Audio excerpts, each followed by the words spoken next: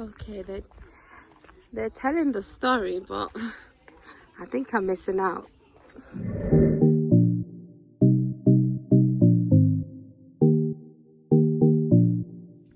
And these stones you can see they are not growing, but they are from the quarries. That's where they process these stones, carve them from the quarries, transport them from the quarries, then erected them down the side. In the middle of the circles, that's where we have the burials. And how do we know that these are burials? This is through an archaeologist excavation in 1962, and where some circles were found with so many skeletons that we understood these are burials of multiple or mass burials. And some circles are found with one skeleton. Amongst the single burials, we are also found with we call it spear or whatever, spear. Spear, okay. That we understood these burials of the warrior. And the human belongings were also discovered. Bracelets, amongst them, pots. So we also learned that these people were also buried together with their belongings. These are the type of burials we have here. Interesting. And the type of stone is called laterite. Laterite. Type of stone. The name of the stone is called laterite. Okay. And also we have a very tall stone here. As you, I think you met the highest stone over there. Yeah. This is about 2.59 meters. Is said to be found on the King's area. That makes it very important. That's why you can even see our billboard. We have a picture of the highest stone. And also, as you can see, so many small stones displayed all over. Traditionally, the people used to perform rituals. There are rituals here, and they had a belief if you want to make your good luck list or whatever you want to make, like in Kanyikale or Sadamentering, that if you want to make any good luck list or whatever wish you want to make, just come around and pick a stone from the ground anywhere, make your wish and then place it wherever you want to place it. It depends on what you believe. If you believe you want to make chance, then you try. Those are the small stones you can see. Oh, displayed all over. makes sense. These are the precious stories behind the stone circle. Interesting. Oh my God, I feel blessed and lucky to be here today to witness this. This is absolutely beautiful.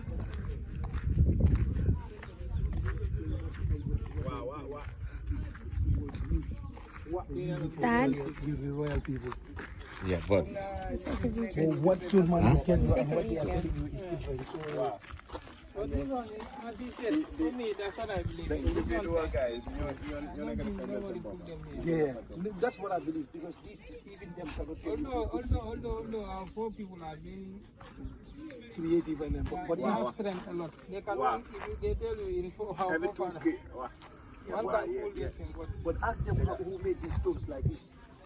They will not tell you that this one, even if genuinely. you go to this You see them there, so that shows you how that they this is are a nature. assembled here is for the people. No one can tell you that. Oh, stone man should be able. You will be like, you will find it interesting. Should level go hand in it.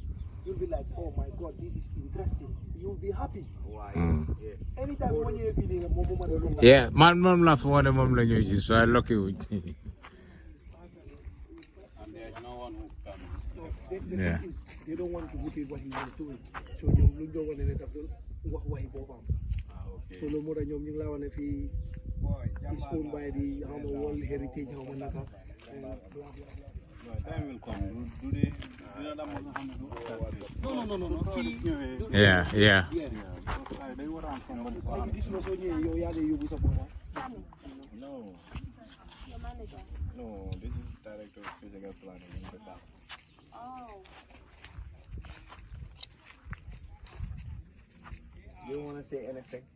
You just want to take pictures. Right, this Or is you're the taking- history. So let me tell you how this came here. So how it our came here. Trust me, I do know how we got here. So this is the history, and I'm going to tell you. Unfortunately, the guy who can only tell you what actually happened here had passed away. So apparently, the tour guides in here, they don't want to repeat what the guy used to say, because they said that the guy used to tell his own story, but that story sounded more pure than what these guys are saying right now. And but the real fact is, no one can tell you how these stones got here, because they're saying when you go to the hills, you can find these stones packed, a lot of them in there. So which means that we don't know how it got here. You know, while I was in school in the Gambia, there was a little, I can still remember just a little bit of the history, that when war used to take place, I'm not sure whether Dad, you can remember as well, but when war used to take place, this is where they used to bring the vulnerable people. So the kids, the women, you know, the elderly that couldn't go to war. So that's all I know. So I don't know anything else apart from that. So I'm telling you my honest truth. It's sad that I don't know the history on this, and the only guy that could have told us is not here anymore. So if you know, please educate me, because I really want to know. I'd love to know. I wish there was a book, you know, written by our ancestors, or you know, the story told by one of our ancestors that knew about it, so that this could have been passed on. But right now, there's nothing to actually tell us what actually happened. It's like everyone is just fabricating their own stories.